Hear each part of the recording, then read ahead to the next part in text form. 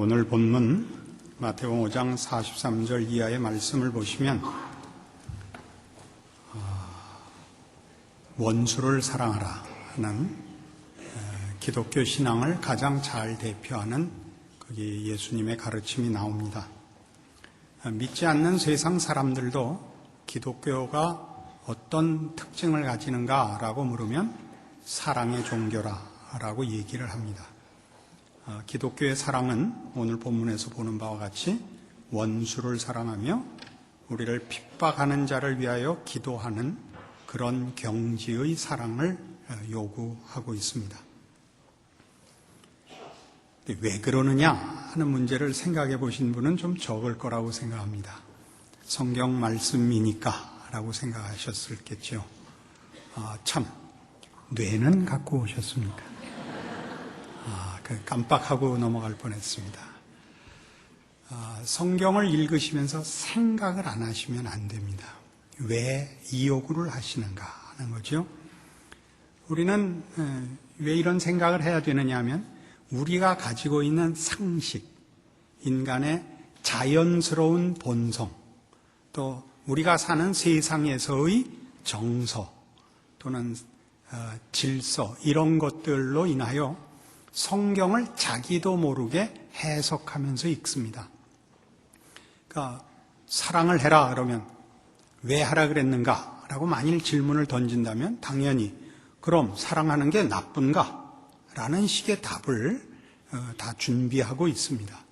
사랑이 최고로 고급한 종교성을 가지니까 당연하지 않은가? 라고 대답할 수도 있습니다.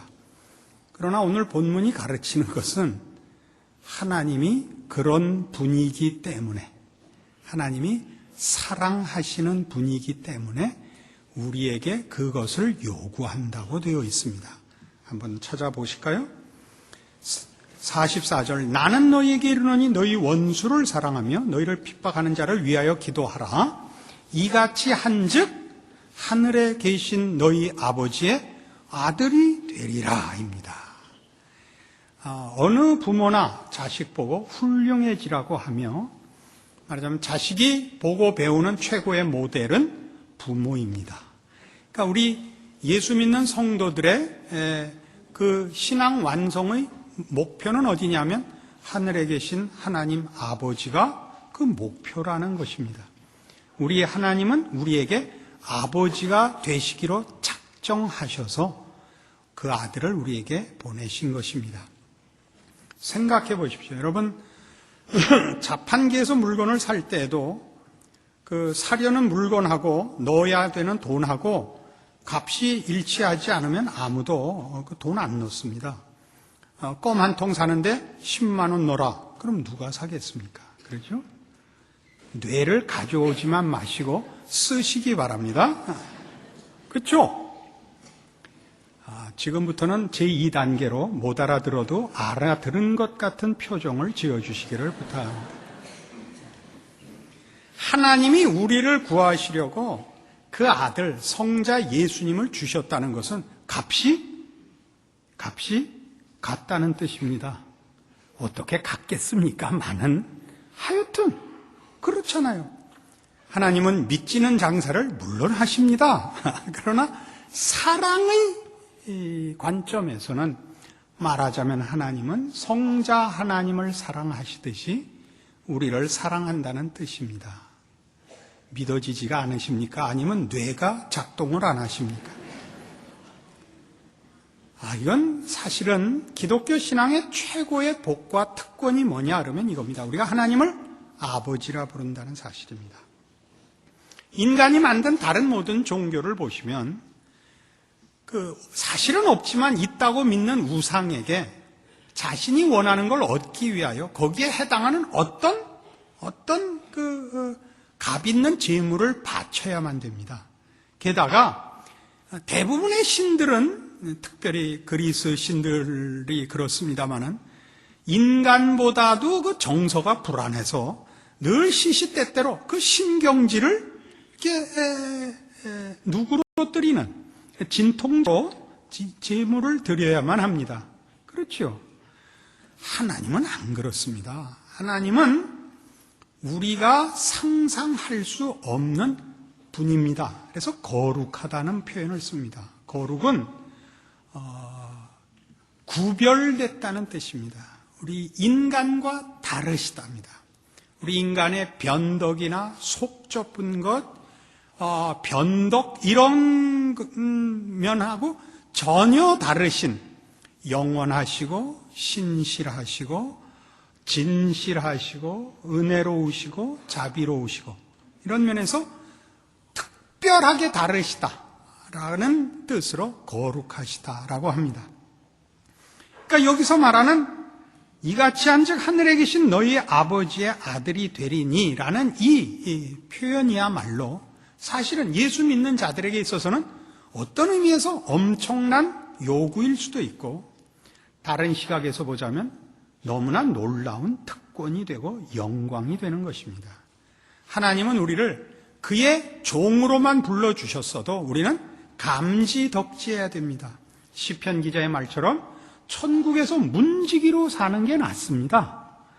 그러나 하나님은 우리를 그렇게 하인으로나 소모품으로 구원하신 것이 아니고 당신의 자녀로 구원하셨습니다. 그래서 어떻게 하라고요? 그래서 사랑하라고 합니다. 계속 보죠. 이같이 한즉 하늘에 계신 너희 아버지의 아들이 되리니 이는 하나님이 그 해를 악인과 선인에게 비추게 하시며 비를 의로운 자와 불의한 자에게 내리우심이니라. 하나님의 아량을 보십니까? 하나님의 관용을 보십니까? 무한하신 그 깊으시고 넓은 하나님의 사랑을 보십니까? 이걸 닮으랍니다. 이걸 위하여 구원을 받았습니다. 윤리, 도덕, 종교성을 초월하는 거룩하신 하나님, 그 인격과 성품으로 구원을 받고 있습니다. 할 줄 모르니까 제가 신호를 보내죠. 아멘. 세상에 이런 법이 어디 있습니까?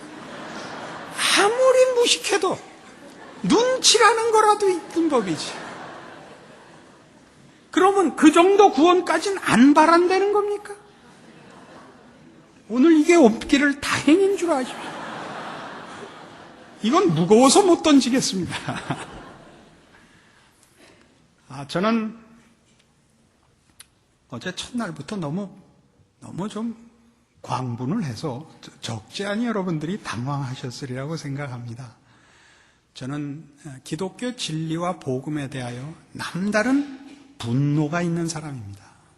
기독교 신앙이 싸구려로 소개되는 것과 신자 된 것이 너무 피상적으로 소개되는 데 대하여 무지무지한 분노를 갖고 있는 사람입니다. 제 표현으로는 거룩한 분노라고 하고 들으시는 분들은 미쳤다고들 합니다. 마음대로 하라고 합시다. 우리 오늘은 제대로 한번 미쳐봅시다. 이 하나님의 자녀가 되는 문제라면 미쳐도 좋다. 눈치를 줘도 모른다. 이런 하나님은 성경 여기에 예수 그리스도의 당신의 입을 통하여 소개된 하나님이며 성경 전체가 가르치는 하나님입니다. 그러나 뜻밖에도 우리는 하나님을 거룩하신 하나님이라고 부를 때에 하나님을 정결하신 하나님, 죄를 심판하시는 하나님으로 훨씬 두려운 편견을 가집니다. 이것은 우리만의 얘기가 아니고 그 유명한 마틴 루터가 생각했던 하나님입니다. 하나님과 예수 그리스도를 심판하는 의롭고 무섭게 정결한 하나님으로 생각해서 평생을 벌 받을까봐 덜덜덜덜 떨고 살았던 사람입니다. 그가 왜 종교개혁을 이루었죠? 하나님은 심판주가 아니라 우리를 구원하시려는 은혜와 사랑의 아버지다를 깨달은 날부터 제 표현으로는 야쌍 니들 정말 구라를 계속 칠래? 이렇게 된 겁니다. 이상의 내용은 녹음해서 삭제해 주시기 바랍니다. 현장에 있었던 사람과 녹음을 통해서 듣는 사람이 똑같은 내용을 듣는다면 그건 불공평하다고 생각합니다. 시편 103편에 가보십시다.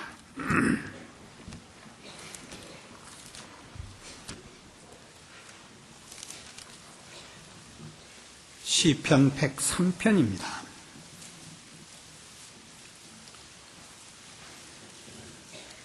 내 영혼아 여호와를 송축하라. 내 속에 있는 것들아 다 그 성호를 송축하라. 내 영혼아 여호와를 송축하며 그 모든 은택을 잊지 말지어다. 저가 네 모든 죄악을 사하시며 네 모든 병을 고치시며 네 생명을 파멸에서 구속하시고 인자와 긍휼로 관을 씌우시며 좋은 것으로 네 소원을 만족해 하사 네 청춘으로 독수리같이 새롭게 하시는도다. 여호와께서 의로운 일을 행하시며 압박당하는 모든 자를 위하여 판단하시는도다. 여기까지의 내용을 여러분 모두 다 이해하고 하나님이 의로우시고 자비로우시고 구원의 하나님이라는 것을 이해하실 것입니다.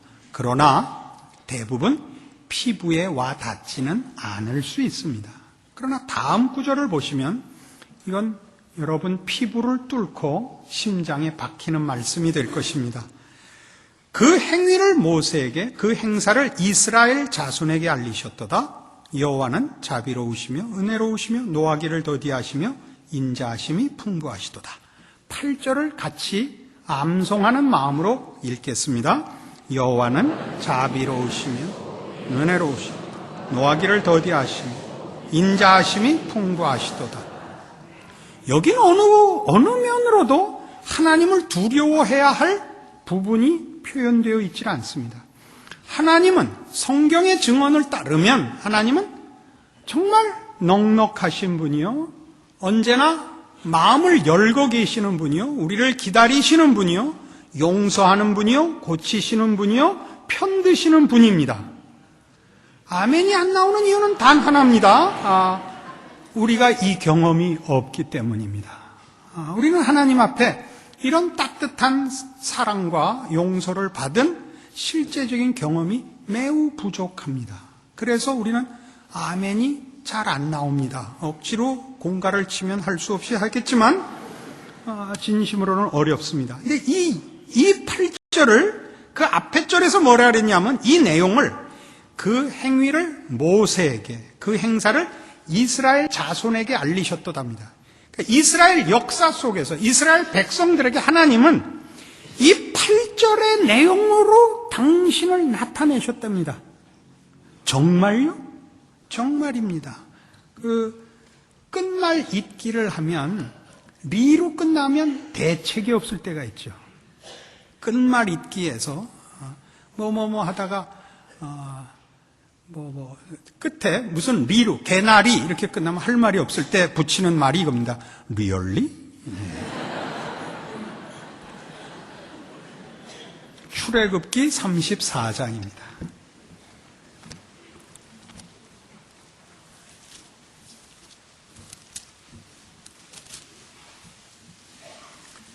출애굽기 34장의 시대적, 상황적 배경은 이겁니다. 설명을 하고 읽겠습니다. 이스라엘 백성이 하나님의 크신 능력으로 애굽의 손을 벗어나 홍해를 건너 광야로 해방되어 나와서 반석에서 나오는 물을 먹고 만나를 먹어 기적 속의 인도함을 받아 시내산에 도착합니다. 하나님께서 모세를 불러 40일간 함께 하시면서 율법을 주셨습니다.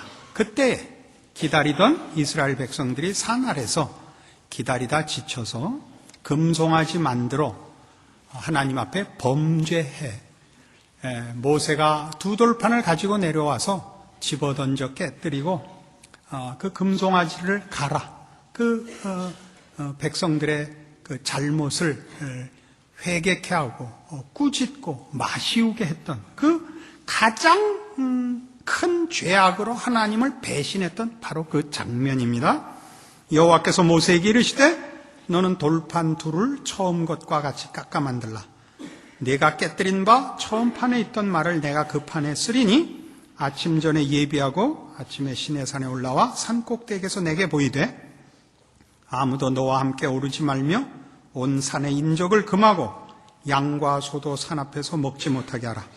모세가 돌판 둘을 처음 것과 같이 깎아 만들고 아침에 일찍이 일어나 그 두 돌판을 손에 들고 여호와의 명대로 시내산에 올라가니 여호와께서 구름 가운데 강림하사 그와 함께 거기 서서 여호와의 이름을 반포하실세.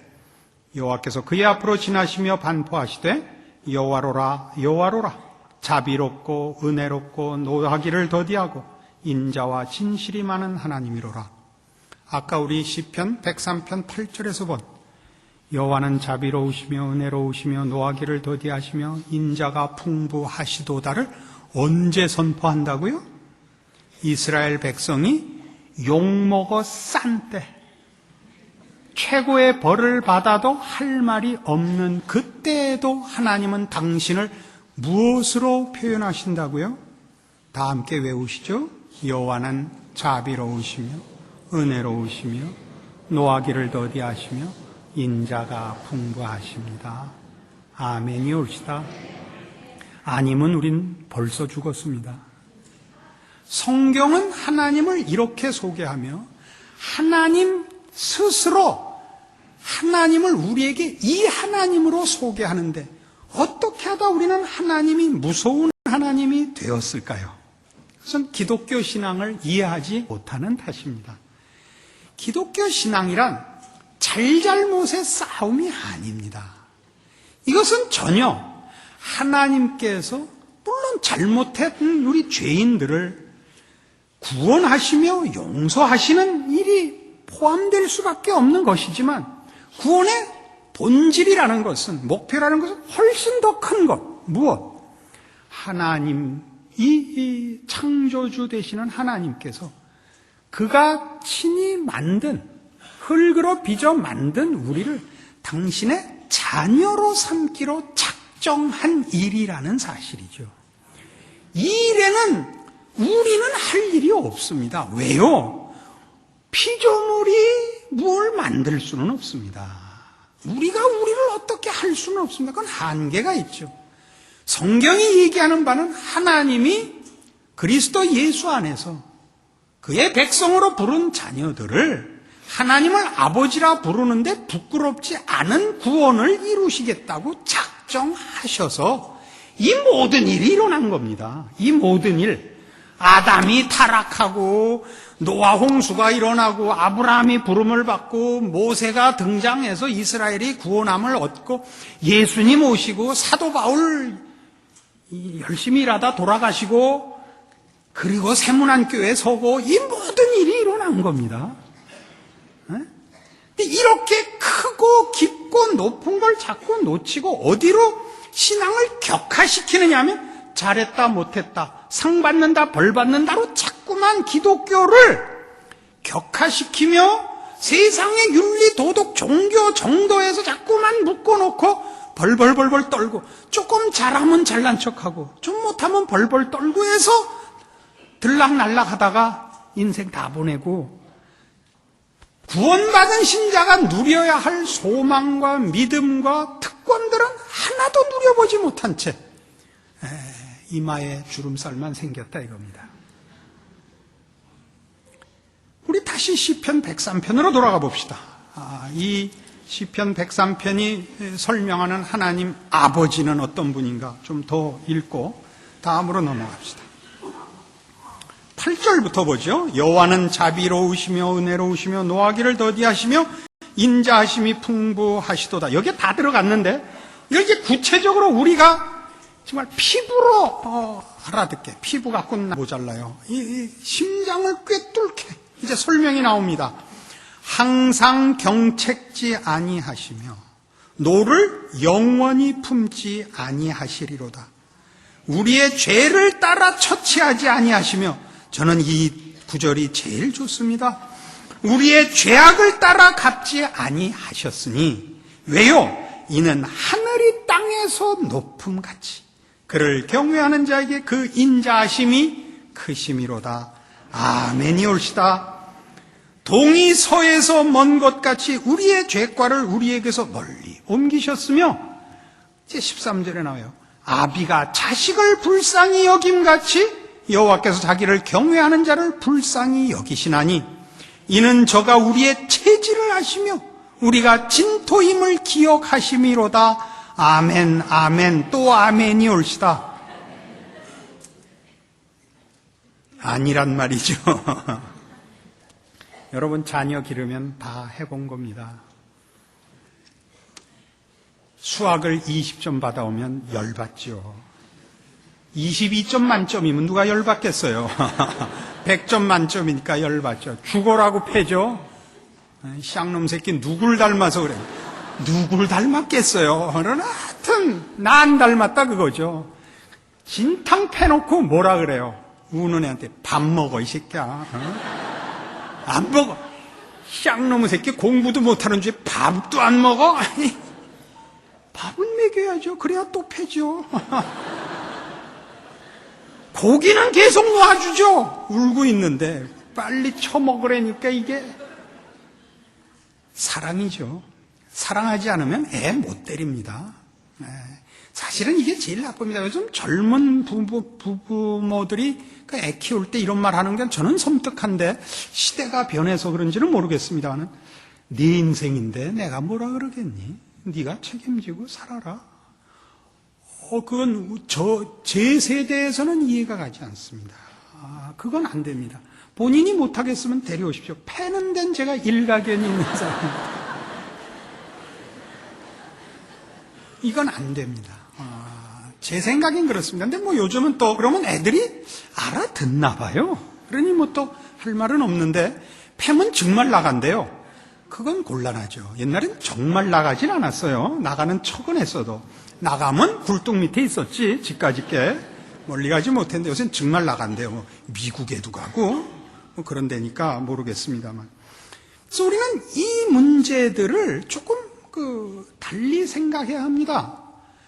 구원이라는 것이 가지는 하나님과 나와의 관계에 대하여 성경적인 이해를 우린 분명히 해야 됩니다. 구원은 죄와 사망과 멸망에서 면함을 얻고 영생 복락을 누린다. 이렇게 너무 관념적이고 피상적으로만 이해하시면 안 됩니다. 그게 틀린 말은 절대 아닙니다. 나 거기에 더 구체적인 것은 창조주 되시고 우리의 구원자 되시며 그리스도 예수 안에서 우리의 아버지가 되시기로 작정하신 이 하나님이 우리를 자녀로 부르신, 즉 우리 보고 당신을 아버지라 부르게 하신 이 작정, 이 특권에 대한 이해가 분명히 있어야 죄와 사망으로부터의 구원이나 천국에서의 영생이라는 말이 실감이 나는 법입니다. 로마서 7장으로 가보십시다.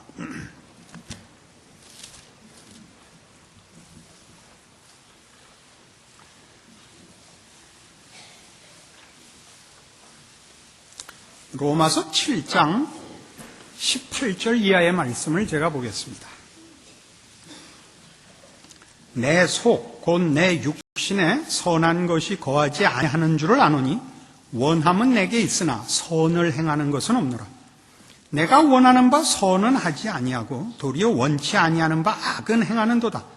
만일 내가 원치 아니하는 그것을 하면 이를 행하는 자가 내가 아니요 내 속에 거하는 죄니라. 그러므로 내가 한 법을 깨달았노니 곧 선을 행하기 원하는 나에게 악이 함께 있는 것이로다. 내 속사람으로는 하나님의 법을 즐거워하되 내 지체 속에서 한 다른 법이 내 마음의 법과 싸워 내 지체 속에 있는 죄의 법 아래로 나를 사로잡아 오는 것을 보는도다. 오호라 나는 곤고한 사람이로다. 이 사망의 몸에서 누가 나를 건져내랴. 이 24절의 곤고한 사람은 시편 40편에서는 다윗이 기가 막힐 수렁에 빠진 사람으로 소개하는 그것과 일맥상통하는 내용입니다.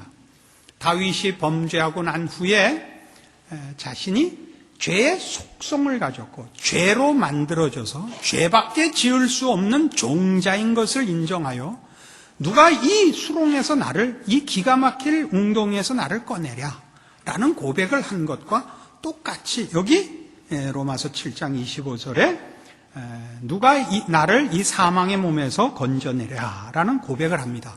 왜냐하면 이 사람이 예수를 믿은 사람이냐 안 믿은 사람이냐를 떠나서 이 문제는 법 아래 있는 사람에 관한 설명입니다. 법 아래 있다는 것은, 법은 뭐죠? 지키면 괜찮고 못 지키면 벌 받는 것이 법입니다.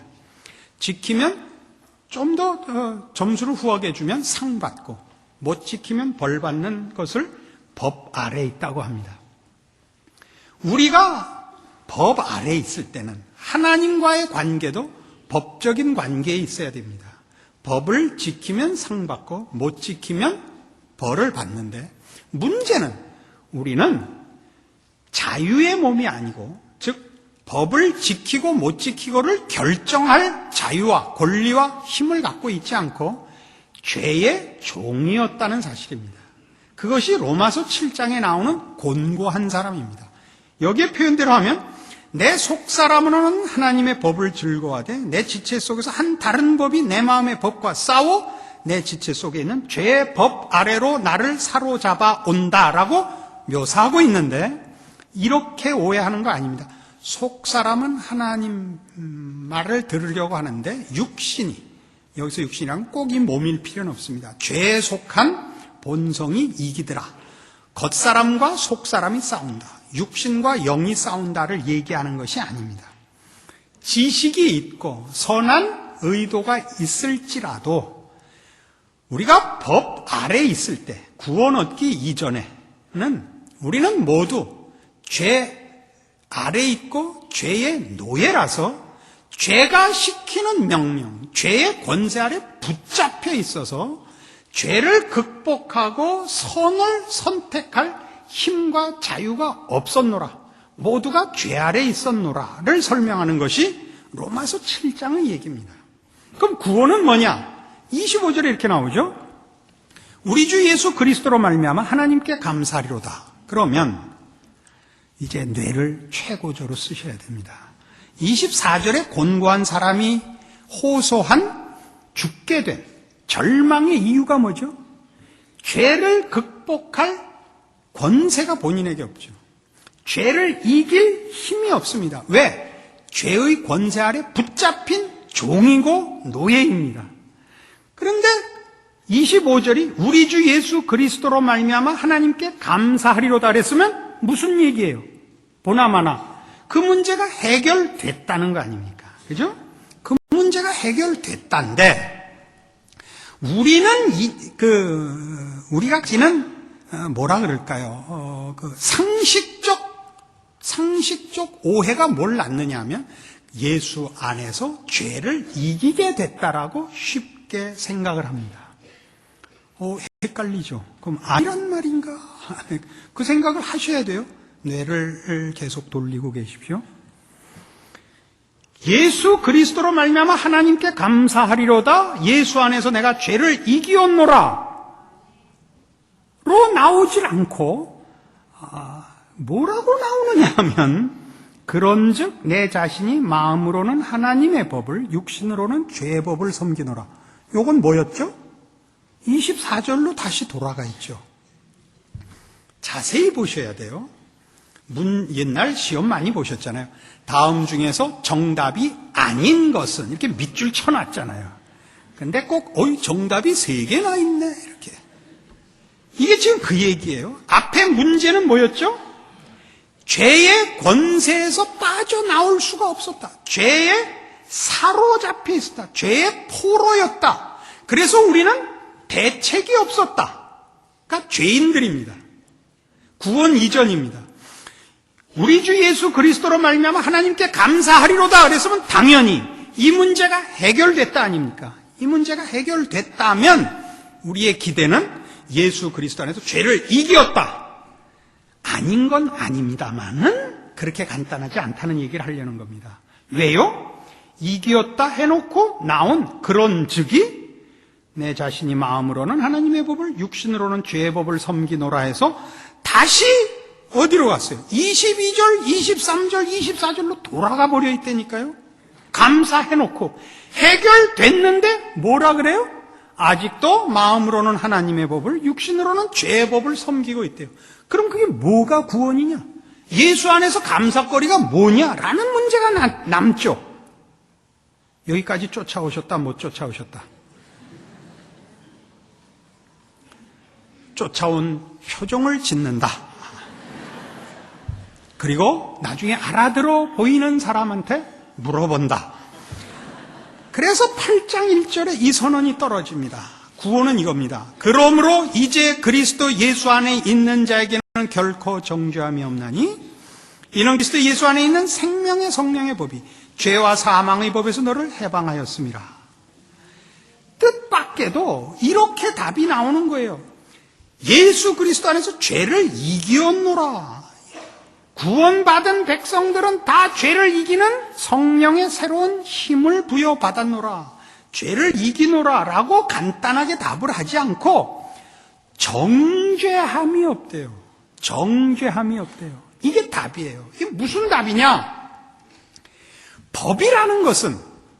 법은 아까 얘기했죠. 지키면 상 받고 못 지키면 벌 받는 것입니다. 구원은 뭐냐? 하나님이 우리와의 관계를 법적 관계로 가지지 않고 사랑의 관계로 가지기로 한 것이 구원입니다. 아니야, 벌써 그러면 안 되는데? 여러분이 못 알아들은 거 내가 분명하게 알아요. 못 알아들은 표정이 행동한데? 우기시지 말라요. 이건 무슨 얘기냐면 고린도전서 15장으로 가보세요. 난 재밌어 죽겠는데 여러분은 못 쫓아오고 거의 미칠 지경이에요. 내가. 자, 고린도전서 15장 54절.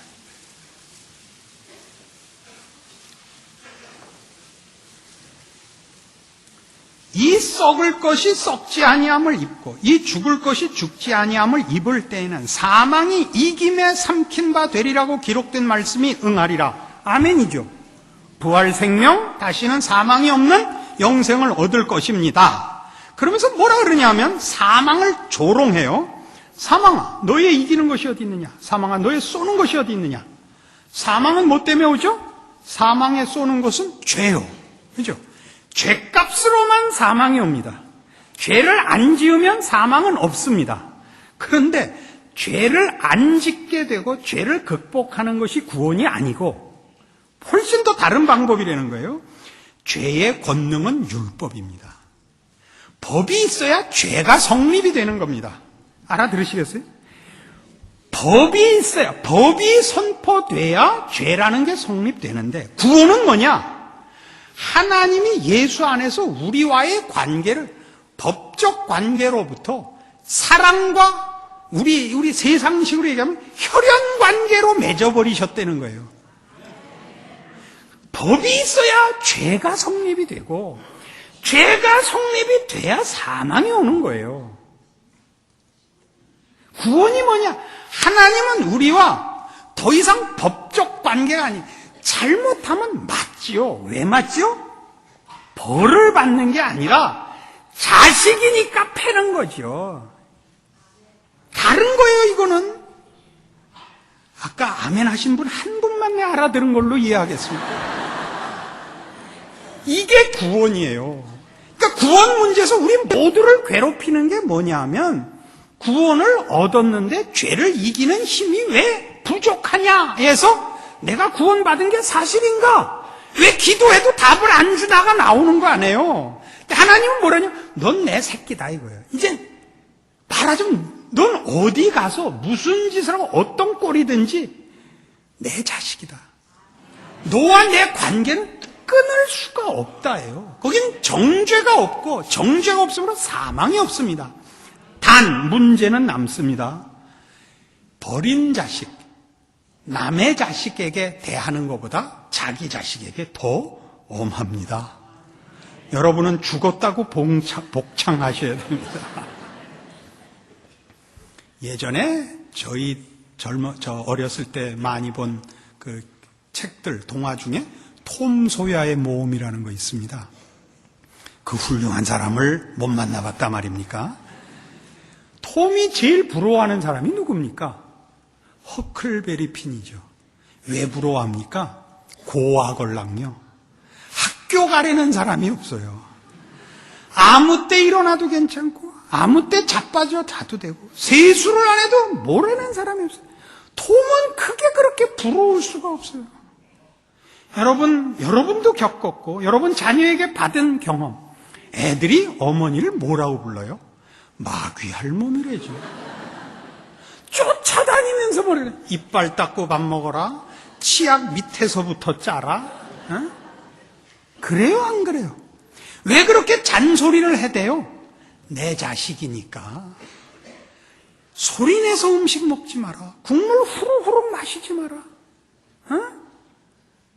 소리내지 말고 먹고 음식은 들었다 놨다 하지 마라. 김치 밑에 금 한 파 묻었다. 그래요, 안 그래요?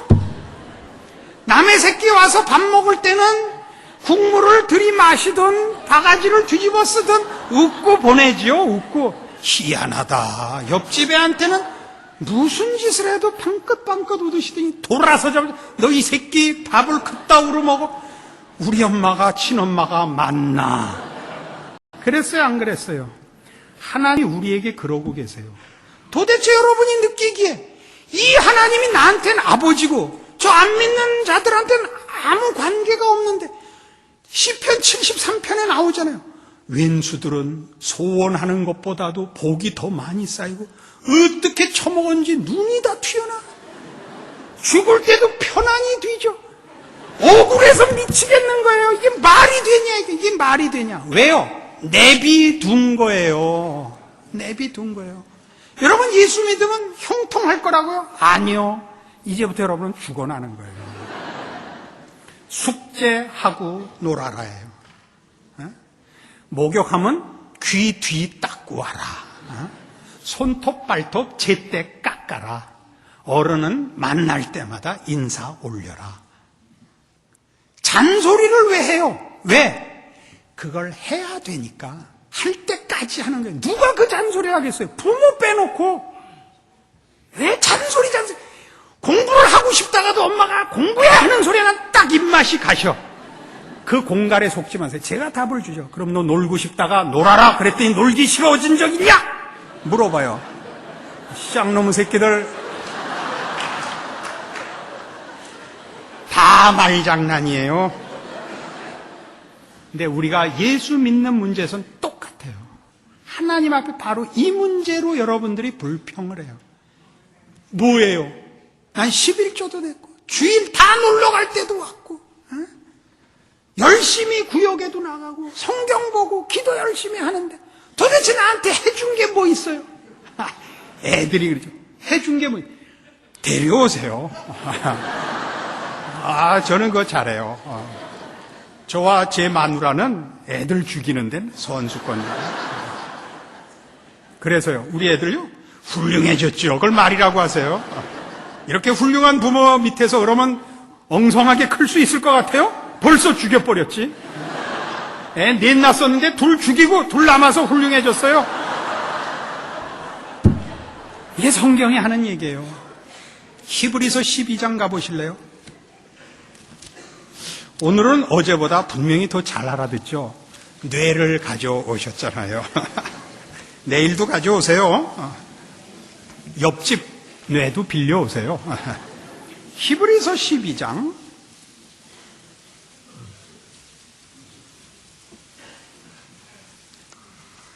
4절부터 봅니다. 신약성경 366페이지 히브리서 12장 4절입니다.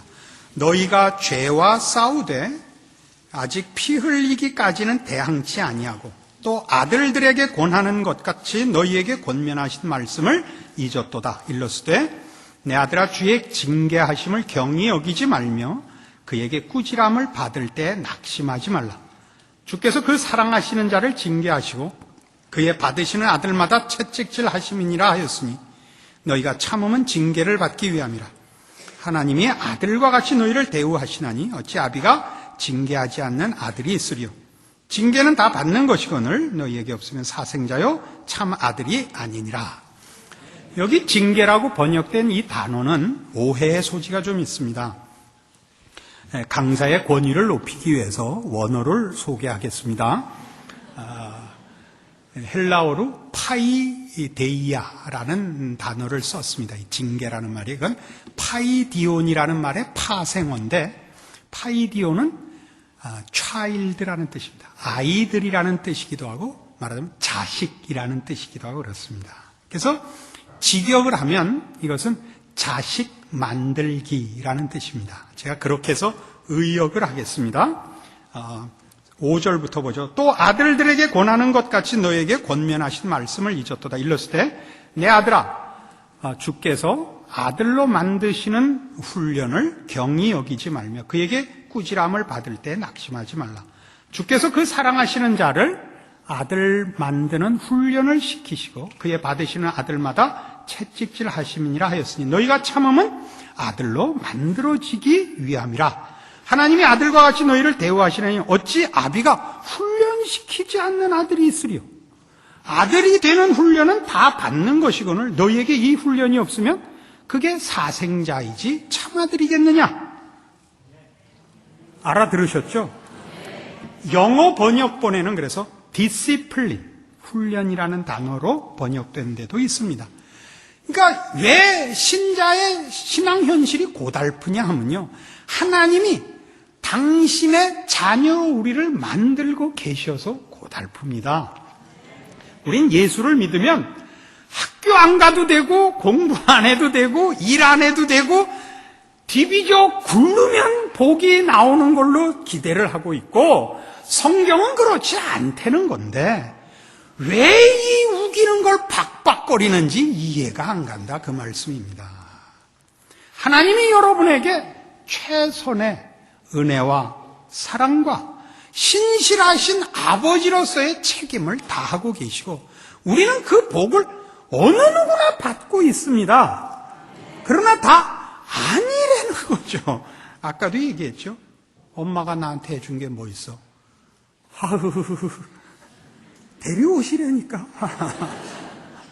해준 게 뭐 있냐고? 부모는 억울하죠. 여러분 애들 때문에 속 썩어 보셨잖아요. 예전에 어느 파출부가 이런 간증을 했어요. 어느 집에 가서 파출부로 가서 일을 했는데 그 주인 아들이 공부를 안 해서 대학을 못 가는 거예요. 서울의대는 물론 못 가고 서울에 있는 대학은 물론 못 가고 대한민국에 있는 대학을 못 가서 외국을 보내게 된 거예요. 근데 이 파출부로 나가시는 분의 아들은 인류대학을 다니시는 겁니다. 여러분 다 들으셨죠? 주위에서 들으시라는 경고음을. 중요한 순간이다, 그런 뜻입니다. 그 주인, 이 파출부를 불러서 돈 주고 쓰는 주인 마나님께서 당신하고 나하고 바꾸자 그랬대요. 그게 어머니의 마음입니다. 어머니는 노예가 될지언정 자식 잘 되는 일이라면 무슨 희생이라도 할 수 있습니다. 하나님이 그렇게 하셨습니다. 그 아들을 우리를 위해 십자가에 매 다셨습니다. 근데 왜 이걸 값싸게 만드십니까? 왜 여러분의 구원을 하나님을 아버지라 부르게 한 거를 하나님 아저씨로 격화시킵니까? 고아원 원장만 해주십시오로 왜 깎아내려서 모두가 아버지께서 자식에게 하듯이 찾아오신 그 진심과 복과 영광들을 발로 차고 너무하시나이다. 저는 그냥 돈만 조금 주시면 되시옵나이다. 로 내려갔냐 말이에요. 성질이 나요, 안 나요? 정상적인 목사라면 뒤집어질 수밖에 없습니다. 진실한 목자라는 간증이 올시다. 믿거나 말거나. 로마서 1장에 가시면요, 그래서 복음을 성경은 이렇게 소개합니다. 아유, 재밌어 죽겠는데. 로마서 1장에 가시면 복음에 대한 정의를 사도 바울이 이렇게 합니다. 16절. 내가 복음을 부끄러워하지 아니하노니 이 복음은 모든 믿는 자에게 구원을 주시는 하나님의 능력이 됨이라. 첫째는 유대인에게요, 또한 헬라인에게로다. 복음에는 하나님의 의가 나타나서 믿음으로 믿음에 이르게 하나니 기록된 바 오직 의인은 믿음으로 말미암아 살리라 함과 같으니라. 복음엔 뭐가 나타났다? 하나님의 의가 나타났대요. 하나님의 의라는 건 오를 의자를 씁니다. 오를 의자. 하나님의 오르심이 나타났습니다. 우리는 옳다 그러면 법적인 개념으로 이해합니다. 옳다, 그르다. 그러나 성경에서 복음에 나타난 하나님의 의는 옳다, 그르다의 그 기준은 훨씬 상회하는 내용입니다. 3장에 가보십시다. 로마서 3장에 소개되는 이 구원에 관한 내용을 이제 차근차근 봅시다. 21절, 3장 21절입니다. 이제는 율법 외에 하나님의 한 의가 나타났으니 율법과 선지자들에게 증거를 받은 것이라. 곧 예수 그리스도를 믿음으로 말미암아 모든 믿는 자에게 미치는 하나님의 의인이 차별이 없느니라. 모든 사람이 죄를 범하였음에 하나님의 영광에 이르지 못하더니 그리스도 예수 안에 있는 구속으로 말미암아 하나님의 은혜로 값없이 의롭다 하심을 얻은 자 되었느니라. 이 예수를 하나님이 그의 피로 인하여 믿음으로 말미암는 화목 제물로 세우셨으니 이는 하나님께서 길이 참으시는 중에 전에 지은 죄를 간과하심으로 자기의 의로우심을 나타내려 하심이니 곧 이때 자기의 의로우심을 나타내사 자기도 의로우시며 또한 예수 믿는 자를 의롭다 하려 하심이니라. 구원에는 하나님의 의가 나타났다는 겁니다. 그 의는 뭐냐? 구원하는 의, 용서하는 의, 자비를 베푸는 의라고 얘기를 합니다. 그러니까 이걸 의역하면 복음에는 하나님의 하나님 다우심이 나타났다 이런 뜻입니다. 하나님의 하나님 다우심. 우린 세상적으로 이제 우리나라는 특히 후진국이니까 선진국을 따라잡기 위해서 맹렬히 경쟁적인 교육을 시키고 사회 전체 분위기가 경쟁적입니다. 그래서 우리 사회는 인류 고등학교, 인류 대학교, 인류 직업 이런 것들에 대한 그 감각이 굉장히 예민합니다.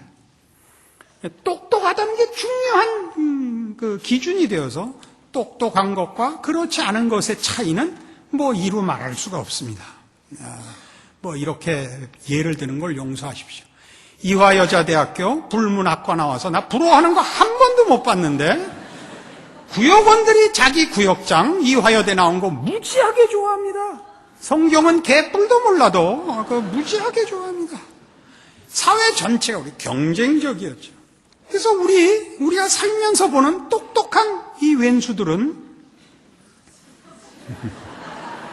들어도 알겠죠. 저는 안 똑똑한 쪽에 속해 있었다 하는 걸요. 똑똑한 걸 어떻게 증명을 하죠? 다른 사람 병신인 걸 지적해서 확인합니다. 똑똑한 사람 옆에 있으면 다 벼락 맞습니다.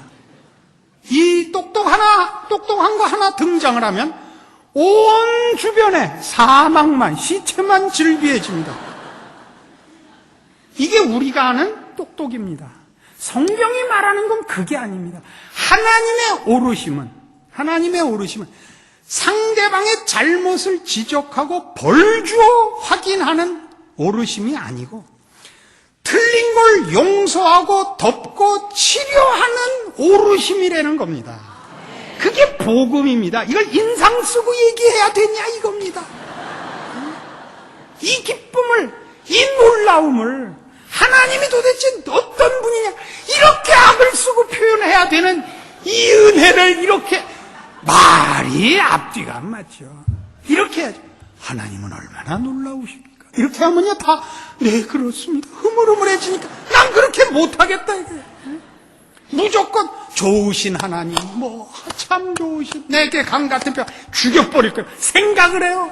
눈물이 그렁그렁해서 아멘 이렇게 넘어가지 말고 그렇게 감성적으로 이렇게 덮어서 넘어가지 말라고요.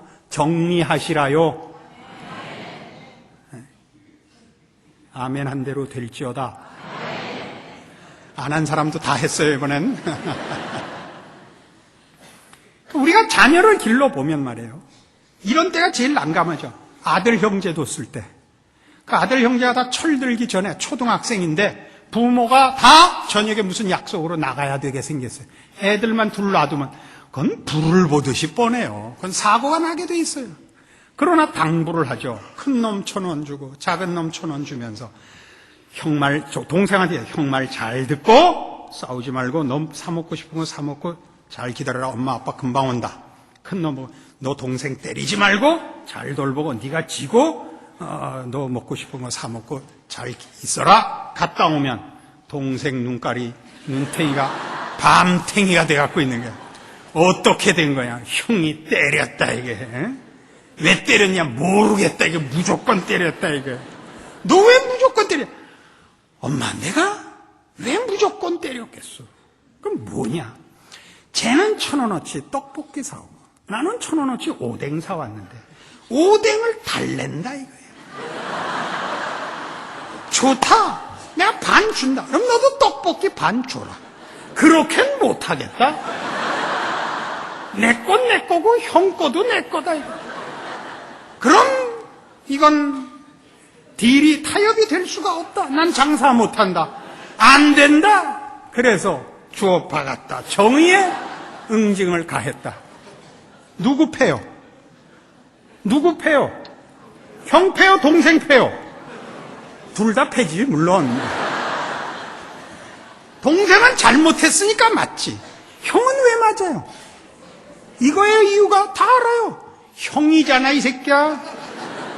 형이잖아. 형이잖아가 뭐가 포함되는지 알죠? 형제간에 어떻게 수학적으로 장사 속으로 나눠? 이 새끼야 네 동생 아니야. 눈가를 빼달래? 팔을 잘라달래 이 새끼야. 오뎅 국물 반 주는 게 그렇게 억울해 이 새끼야. 이상하게 욕을 할 때는 은사가 번쩍입니다. 제가 가진 은사 중에 가장 뛰어난 부분인데 자주 사용할 수 없는 것이 그저 늘 한입니다. 그래요 안 그래요? 형한테 뭘 요구한다고요? 형답기를 요구해요. 형답다는 게 뭐예요? 사람이잖아요. 인간이면 짐승과는 다르다고요. 이제 성경이 우리에게 요구하는 건 다 그거예요. 내가 너희 아버지다. 너희는 날 닮아야 된다. 내가 너희 보고 왜 원수를 사랑하라 그러고 왜 너희를 핍박하는 자를 위하여 기도하라 그러는지 아냐? 나는 관용의 하나님이다. 나는 의로운 하나님이다. 어떻게 의로우시냐? 나에게 죄 지은 자를 용서하기 위하여 내 아들을 십자가에 매달 수 있는 아버지다. 너희는 나 닮아라 이거예요. 닮으러 갑시다. 마태복음 5장 43절. 오늘 본문으로 이제 돌아온 겁니다. 또 내 이웃을 사랑하고 내 원수를 미워하라 하였다는 것을 너희가 들었으나 나는 너희에게 이르노니 너희 원수를 사랑하며 너희를 핍박하는 자를 위하여 기도하라. 이같이 한즉 하늘에 계신 너희 아버지의 아들이 되리니 이는 하나님이 그 해를 악인과 선인에게 비추게 하시며 비를 의로운 자와 불의한 자에게 내리우심이니라. 여기다 그 옆에다 여러분 써놓으세요. 할 말 없음 이렇게 써놓으세요. 너희가 너희를 사랑하는 자를 사랑하면 무슨 상이 있으려? 세리도 이같이 아니하느냐? 이것도 또 중요해져요. 세리란 세무공무원을 무조건 다 욕하는 게 아닙니다. 이 당시의 세리는 유대가, 그러니까 이스라엘이 로마의 속국이어서 이 세무원들은 로마를 위해서 세금을 걷어가는 겁니다. 그래서 이들은 매국노였던 거예요. 당시의 상황이. 세금 내야 돼요. 세무공무원들 나쁜 사람들 아니에요. 이 성경에 나오는 세리는 로마를 위하여 동족들의 혈세를 착취해 간, 그러니까 뭡니까 적국에 붙어 먹은 사람입니다. 그러니까 제일 피도 눈물도 인정도 사정도 없는 사람들의 대명사죠. 그들도 뭐는 한다고요? 자기를 사랑하는 자는 사랑한다고요. 또 너희가 너희 형제에게만 무난하면 남보다 더하는 것이 무엇이냐? 여기다 밑줄 쳐놓으세요. 안 갖고 오셨으면 손가락을 깨물어서 피로 죽어야죠. 남보다 더하는 것이 무엇이냐? 왜요? 이방인이라는 건 섬기고 훈련받고 쳐다볼 아버지 하나님이 없는 자들 아닙니까? 우리는 그들과 다르죠. 우리는 우리를 훈련시키고 우리를 사랑하고 간섭하는 아버지가 있는 자들이란 말이에요. 아버지 없는 옛날에 그 흉한 욕이 있었잖아요. 호로자식 아니에요. 호로자식. 우린 달라야죠. 에? 그런 교회 이름도 하나 필요하다고 생각해요. 호로자식 교회 이런 거다. 이방인과 달라야죠. 하나님 없는 자와 달라야죠. 뭘 닮으라고? 하나님을 닮으시라고요. 어떤 하나님? 해를 악인과 선인에게 비추시고 비를 의로운 자와 불의한 자에게 내어리우시며 우리를 구원하기 위하여, 용서하시기 위하여, 구원하시기 위하여 그 아들을 보내신 이 아버지의 아들이 되어야 하는 것입니다. 그래서 어떻게 결론이 나와요? 48절 다 같이 읽어요. 모른다고 우길까 봐 그래요. 같이 읽습니다. 그러므로 하늘에 계신 너희 아버지의 온전하심과 같이 너희도 온전하라. 이 온전은 법적인 것 아닙니다. 윤리적인 것 아닙니다. 인격적이고 성품적으로 이 하나님의 자녀인 존재일 올시다. 아멘입니까? 이것이 말하자면 구원입니다. 에베소서 1장입니다. 오늘의 결론을 여기서 이제 얻읍시다. 에베소서 1장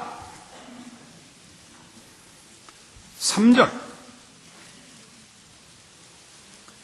찬송하리로다. 하나님 곧 우리 주 예수 그리스도의 아버지께서 그리스도 안에서 하늘에 속한 모든 신령한 복으로 우리에게 복 주시되 곧 창세전에 그리스도 안에서 우리를 택하사 우리로 사랑 안에서 그 앞에 거룩하고 흠이 없게 하시려고 그 기쁘신 뜻대로 우리를 예정하사 예수 그리스도로 말미암아 자기 아들들이 되게 하셨으니 이는 그의 사랑하시는 자 안에서 우리에게 거저 주시는 바 그의 은혜의 영광을 찬미하게 하려는 것이라.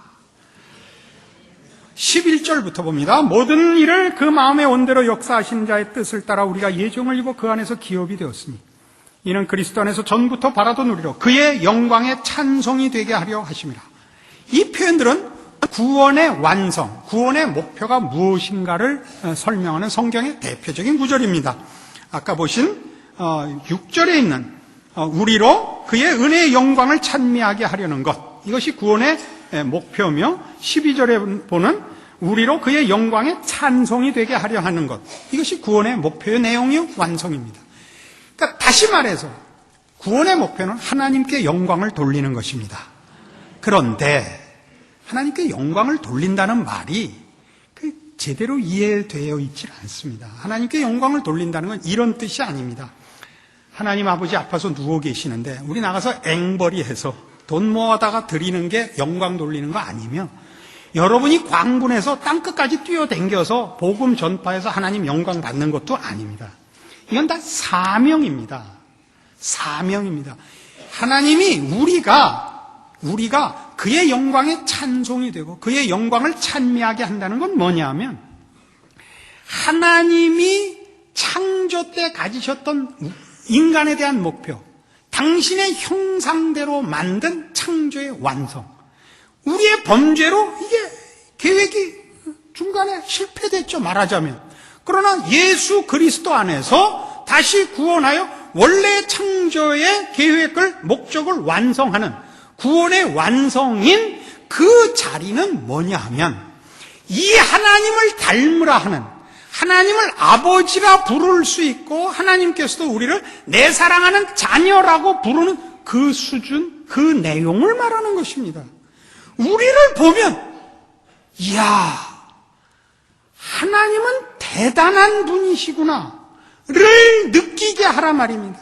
당사자나 보는 사람으로 하여금 그가 열심을 낸다, 그가 헌신적이다 하는 어떤 일에 능률이나 헌신이라는 부분, 기술, 유용성의 문제가 아니고 존재 자체가 이렇게 영광된 말을 인상을 쓰고 해야 된다는 게 너무 멋있어야 되는 거예요. 존재로 그냥 잘생겨야 된다는 뜻이 아닙니다. 그 속에 깊이며 배려며 그 기다려줌이며 너그러움이며 자존심을 배려하는 마음이며 들어주는 것이며 이런 모든 것들을 포함하여 극해지는 겁니다. 상상이 가지 않는 신적 충만의 경지를 구원의 목표로 삼고 있고 그 완성을 구원에 하나님의 뜻을 두어 진행하고 계시는 겁니다. 우리는 일에 너무나 부족합니다. 한국교회는 일하느라고 바빠서 암달러 장수 아줌마들 같습니다. 목숨 걸고 돈 벌어 와야 되는 처절함으로서는 세계 역사상 유례를 찾을 수 없는 치열함을 한국교회가 갖고 있습니다. 그러나 멋있지는 않습니다. 멋있지는 않습니다. 어떤 미국 헐리우드 영화에 이런 거 나왔습니다. 한국 사람들이 얼마나 지독한가 하는 게 영화 속에 잠깐 이렇게 나와요. 주인공이 경찰인데 자기 구역을 이렇게 순찰을 돕니다. 한국 사람이 하는 카페에 들어갔는데 강도가 들은 거예요. 강도 둘이 들어와서 털고 있다가 경찰이 오니까 카운터 밑에 숨어서 한국 사람 주인은 세워서 말 좋게 해서 경찰 쫓아버려라. 그리고 밑에 마누라한테 총 겨누고 있고 또 한 놈은 밑에서 등에다 총을 대고 있습니다. 경찰이 들어와서 Hi, Mr. Kim. 그러니까 How are you? 커피 한 잔 줘. 거기서부터 제가 영어를 못합니다. 커피를 주면서 오늘은 서비스로 공짜입니다. 그러니까 경찰이 근데 부인은 안 보여. 감기가 들어서 못 왔습니다. 그래? 나가면서 동료에게 야 강도 들었다. 어떻게 알았어? 야 저 한국 사람들은 커피 공짜로 주는 적이 없고 감기 들었다고 결근하는 적이 없다. 이 치열함에 대해서 우리 민족이 특별한 은사를 갖고 있습니다. 이건 하나도 욕할 건 아닙니다. 그러나 제가 얘기하고 싶은 건 이것 때문에 전체를 소유하는 걸 놓치더라 이거죠. 우리 신앙도 교회에서 다 그렇습니다. 치열하고 유용한 거 일변도로 가면 어떻게 되냐면 따뜻하고 재미있는 걸 놓칩니다. 교회는 말이죠. 맨 먼저 해야 되는 게 우리끼리 행복해야 됩니다. 남 행복하게 해주는 건 2차적인 문제입니다. 이게 또 오해하지 마십시오. 우리 희생하고 나가야 됩니다. 목숨을 걸고 나가야 되지만 그것은 다 여기에 넘침이어야 됩니다. 쥐어짜서 나가지는 마십시오. 넘쳐 나가셔야 됩니다. 여러분에게 가득 채워진 하나님께서 우리에게 베푸신 구원의 영광에 대한 감격이 하나님이 여기까지 나를 부르시고 여기까지 채우셨단 말인가가 여러분으로 하여금 누구에게나 마음을 열며 여러분이 아낄 것이 없는 자로서의 결실로 이어져야 마땅한 것입니다. 물론 현실은 그 역으로도 일이 성립이 됩니다. 일을 하다가 거꾸로 내용이 차는 일도 당연히 현실 속엔 있습니다. 그 순서는 바뀔 수 있지만 이 내용이 채워져 감격의 경지, 찬송과 우리의 존재 자체로 하나님께 영광이 되는 자리로 가는 그런 구원을 받았다는 사실만큼은 여러분이 놓치지 마시며 남에게 빼앗기지 마시며 하나님이 여러분을 그렇게 불렀다는 사실 속에서 여러분의 인생과 모든 조건들을 감사 속에 지켜내는 하나님의 사랑을 입은 자녀로서의 감사가 매일 넘치시기를 축원합니다. 기도하십시다.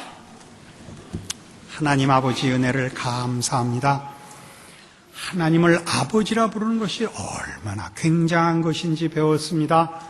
하나님께서 우리를 용서하시고 구원하시고 사랑하시고 영광으로 존귀한 자리에 세우시려고 하셨다 그래서 놀라고 감사드립니다. 하나님을 아버지라 부르는 이 약속 하나 붙잡고 그 인도하심을 따라 순종하여 하나님께 영광이 되는 우리의 존재요 삶이요 생활이요 우리의 신앙이요 우리가 사는 시대와 사회 앞에 소금이고 비치게 하사 우리 하나님 영광 받으시옵소서. 우리로 감사 가운데 사는 복받은 구원받은 하나님의 백성인 것 세상이 보고 샘내게 하시옵소서. 이 교회에 주를 아는 것과 감사와 넘치는 구원의 기쁨이 폭발하고 흘러넘쳐 하나님 영광 받으시는 교회 되게 하옵소서. 예수님 이름으로 기도합니다. 아멘.